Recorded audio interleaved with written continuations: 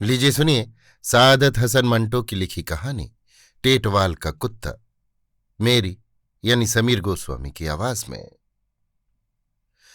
कई दिन से तरफेन अपने अपने मोर्चे पर जमे हुए थे।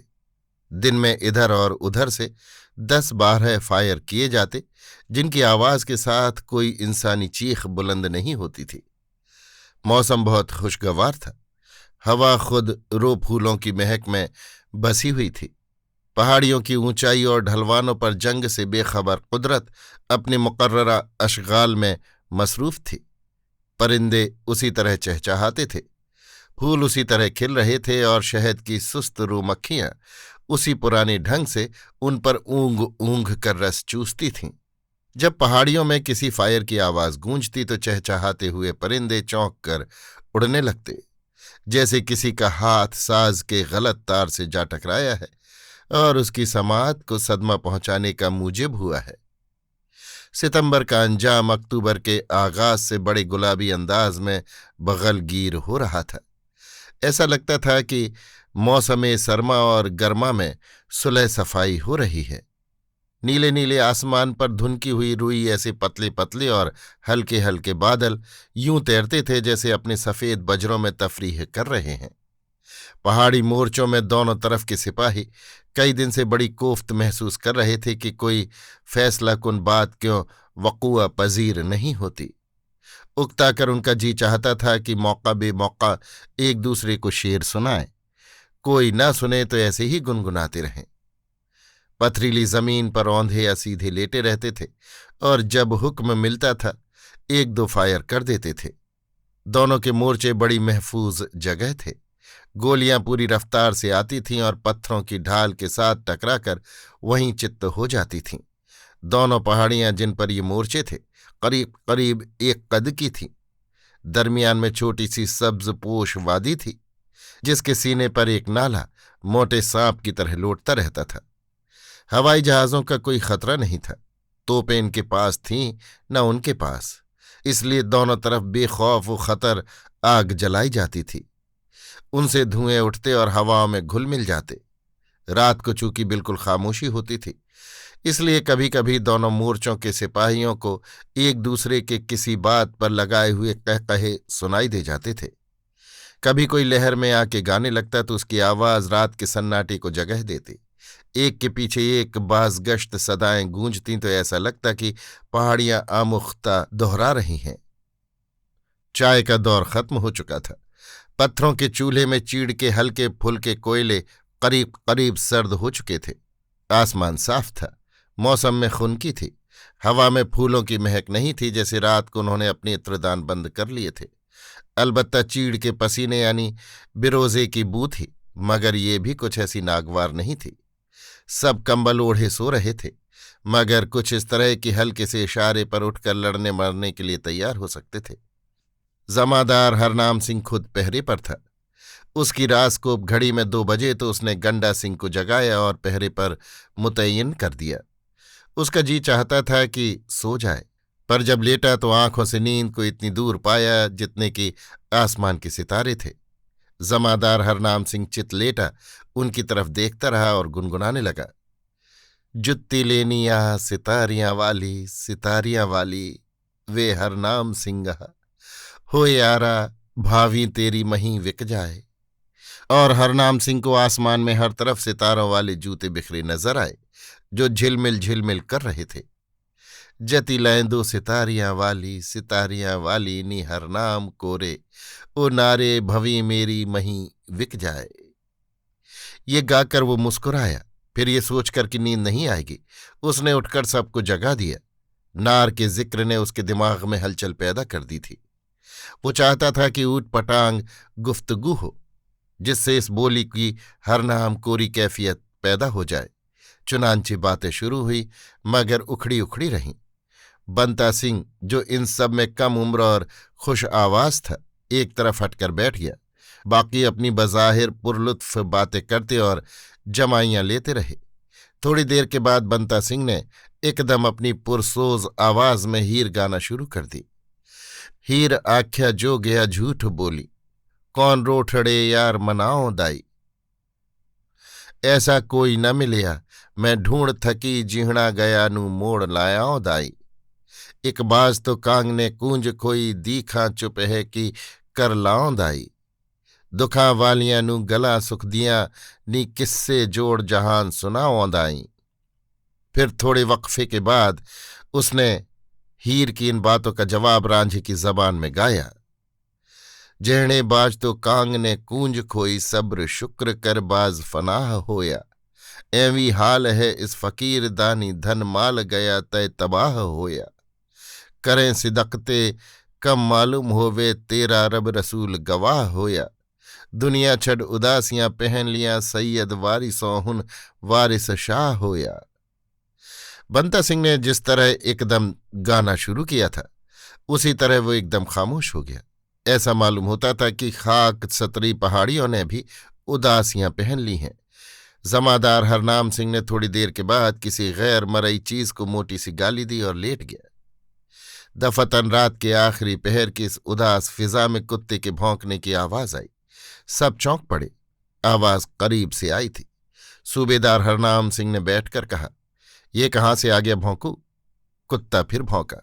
अब उसकी आवाज और भी नजदीक से आई थी। चंद लम्हात के बाद दूर झाड़ियों में आहट हुई। बंता सिंह उठा और उसकी तरफ बढ़ा। जब वापस आया तो उसके साथ एक आवारा सा कुत्ता था जिसकी दुम हिल रही थी। वो मुस्कुराया। जमादार साहब, मैं हो कमर इधर बोला तो कहने लगा, मैं हूं चपड़ झुनझुन। सब हंसने लगे। जमादार हरनाम सिंह ने कुत्ते को पुचकारा, इधर आ चपड़ झुनझुन। कुत्ता दुम हिलाता हरनाम सिंह के पास चला गया और ये समझ कर कि शायद कोई खाने की चीज फेंकी गई है, जमीन के पत्थर सूंघने लगा। जमादार हरनाम सिंह ने थैला खोलकर एक बिस्कुट निकाला और उसकी तरफ फेंका। कुत्ते ने उसे सूंघ कर मुंह खोला, लेकिन हरनाम सिंह ने लपक कर उसे उठा लिया। ठहर, कहीं पाकिस्तानी तो नहीं? सब हंसने लगे। सरदार बंता सिंह ने आगे बढ़कर कुत्ते की पीठ पर हाथ फेरा और जमादार हरनाम सिंह से कहा, नहीं जमादार साहब, चपड़ झुनझुन हिंदुस्तानी है। जमादार हरनाम सिंह हंसा और कुत्ते से मुखातिब हुआ, निशानी दिखाओ। कुत्ता दुम हिलाने लगा। हरनाम सिंह जरा खुल के हंसा, ये कोई निशानी नहीं, दुम तो सारे कुत्ते हिलाते हैं। बंता सिंह ने कुत्ते की लर्जा दुम पकड़ ली। शरणार्थी है बेचारा। जमादार हरनाम सिंह ने बिस्कुट फेंका, जो कुत्ते ने फौरन दबोच लिया। एक जवान ने अपने बूट की एड़ी से जमीन खोदते हुए कहा, अब कुत्तों को भी या तो हिंदुस्तानी होना पड़ेगा या पाकिस्तानी। जमादार ने अपने थैले से एक बिस्कुट निकाला और फेंका। पाकिस्तानियों की तरह पाकिस्तानी कुत्ते भी गोली से उड़ा दिए जाएंगे। एक ने जोर से नारा बुलंद किया, हिंदुस्तान जिंदाबाद। कुत्ता जो बिस्कुट उठाने के लिए आगे बढ़ा था डर के पीछे हट गया। उसकी दुम टांगों के अंदर घुस गई। जमादार हरनाम सिंह हंसा, अपने नारे से क्या डरता है चपड़ झुनझुन, खा, ले एक और ले। उसने थैले से एक और बिस्कुट निकालकर उसे दिया। बातों बातों में सुबह हो गई। सूरज अभी निकलने का इरादा ही कर रहा था कि 4 सू उजाला हो गया। जिस तरह बटन दबाने से एकदम बिजली की रोशनी होती है, उसी तरह सूरज की शुआएं देखते ही देखते उस पहाड़ी इलाके में फैल गईं जिसका नाम टेटवाल था।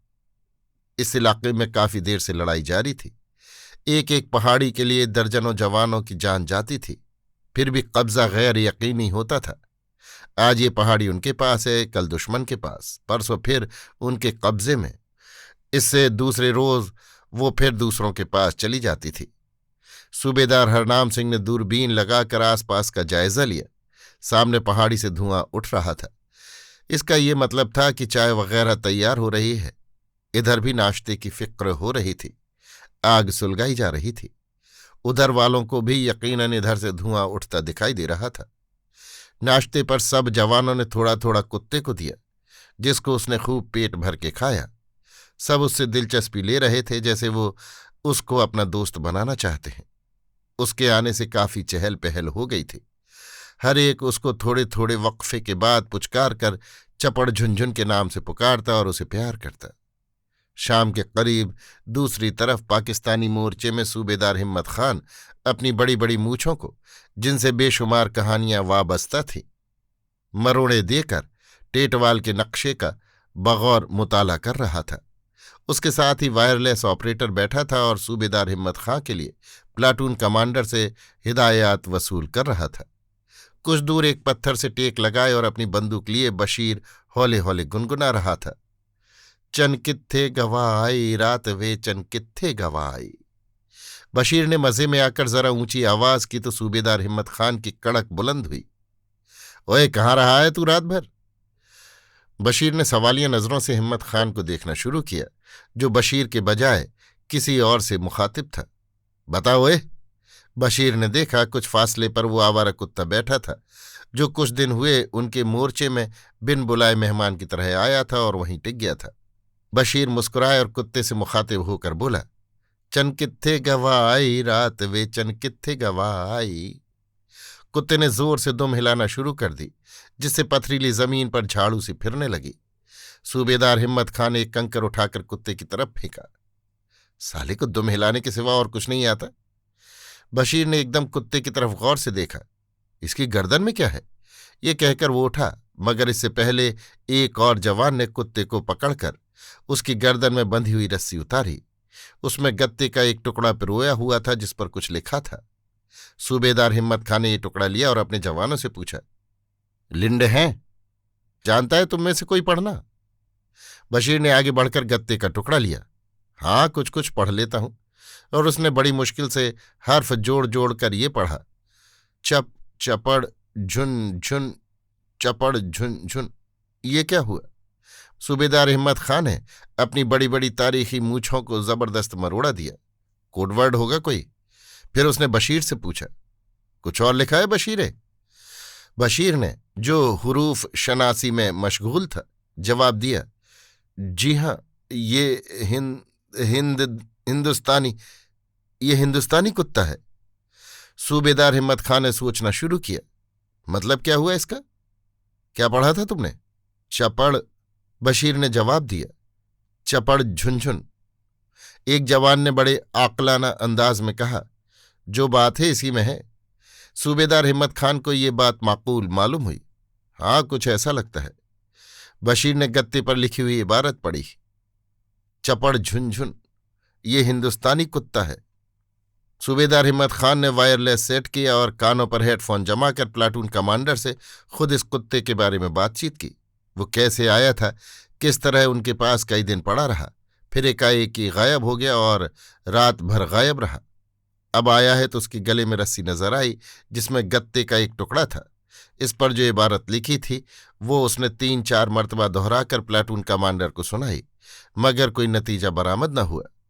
बशीर अलग कुत्ते के पास बैठकर उसे कभी पुचकार कर कभी डरा धमका कर पूछता रहा कि वो रात कहाँ गायब रहा था और उसके गले में वो रस्सी और गत्ते का टुकड़ा किसने बांधा था, मगर कोई खातिर ख्वाह जवाब न मिला। वो जो सवाल करता उसके जवाब में कुत्ता अपनी दुम हिला देता। आखिर गुस्से में आकर बशीर ने उसे पकड़ लिया और जोर से झटका दिया। कुत्ता तकलीफ के बाइस चाऊं चाऊं करने लगा।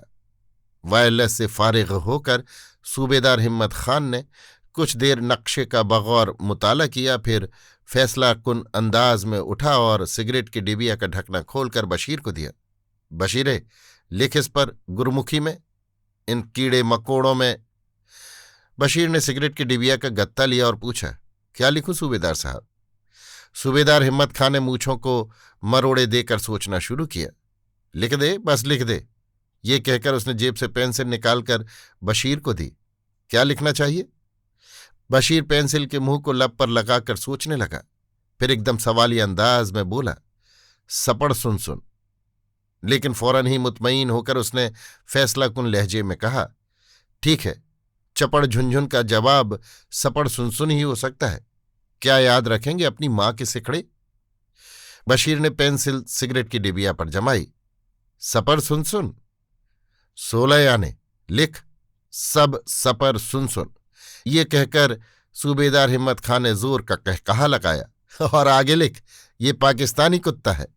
सूबेदार हिम्मत खान ने गत्ता बशीर के हाथ से ले लिया, पेंसिल से उसमें एक तरफ छेद किया और रस्सी में पिरोकर कुत्ते की तरफ बढ़ा। ले जा, ये अपनी औलाद के पास। ये सुनकर सब खूब हंसे। सूबेदार हिम्मत खान ने कुत्ते के गले में रस्सी बांध दी। वो इस दौरान में अपनी दुम हिलाता रहा। इसके बाद सूबेदार ने उसे कुछ खाने को दिया और बड़े नासिहाना अंदाज में कहा, देखो दोस्त, गद्दारी मत करना। याद रखो, गद्दार की सजा मौत होती है। कुत्ता दुम हिलाता रहा। जब वो अच्छी तरह खा चुका तो सूबेदार हिम्मत खां ने रस्सी से पकड़कर उसका रुख पहाड़ी की इकलौती पगडंडी की तरफ फेरा और कहा, जाओ, हमारा खत दुश्मनों तक पहुंचा दो, मगर देखो वापस आ जाना। ये तुम्हारे अफसर का हुक्म है, समझे? कुत्ते ने अपनी दुम हिलाई और आहिस्ता आहिस्ता पगडंडी पर जो बल खाती हुई नीचे पहाड़ी के दामन में जाती थी चलने लगा। सूबेदार हिम्मत खां ने अपनी बंदूक उठाई और हवा में एक फायर किया। फायर और उसकी बाजगश्त दूसरी तरफ हिंदुस्तानियों के मोर्चे में सुनी गई। इसका मतलब उनकी समझ में न आया। जमादार हरनाम सिंह मालूम नहीं किस बात पर चिड़चिड़ा हो रहा था। ये आवाज सुनकर और भी चिड़चिड़ा हो गया। उसने फायर का हुक्म दे दिया। आधे घंटे तक चुनांचे दोनों मोर्चों से गोलियों की बेकार बारिश होती रही। जब इस शगल से उकता गया तो जमादार हरनाम सिंह ने फायर बंद करा दिया और दाढ़ी में कंघा करना शुरू कर दिया। इससे फारिग होकर उसने जाली के अंदर सारे बाल बड़े सलीके से जमाए और बंता सिंह से पूछा, ओए बंता सैया, चपड़ झुंझुन कहाँ गया? बंता सिंह ने चीड़ की खुश्क लकड़ी से बिरोजा अपने नाखूनों से जुदा करते हुए कहा, पता नहीं। हरनाम सिंह ने कहा, कुत्ते को घी हजम नहीं हुआ। बंता सिंह इस मुहावरे का मतलब न समझा। हमने तो उसे घी की कोई चीज नहीं खिलाई थी। ये सुनकर जमादार हरनाम सिंह बड़े जोर से हंसा। ओए अनपढ़, तेरे साथ तो बात करना 95 का घाटा है। इतने में वो सिपाही जो पहरे पर था और दूरबीन लगाए इधर से उधर देख रहा था, एकदम चिल्लाया, वो आ रहा है। सब चौंक पड़े। जमादार हरनाम सिंह ने पूछा, कौन? पहरे के सिपाही ने कहा, क्या नाम था उसका?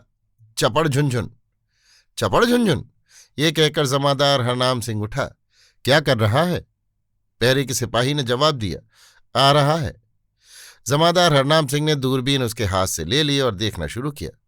इधर ही आ रहा है, रस्सी बंधी हुई है गले में। लेकिन ये तो उधर से आ रहा है, दुश्मन के मोर्चे से। ये कहकर उसने कुत्ते की मां को बहुत बड़ी गाली दी। इसके बाद उसने बंदूक उठाई और शिस्त बांध कर फायर किया।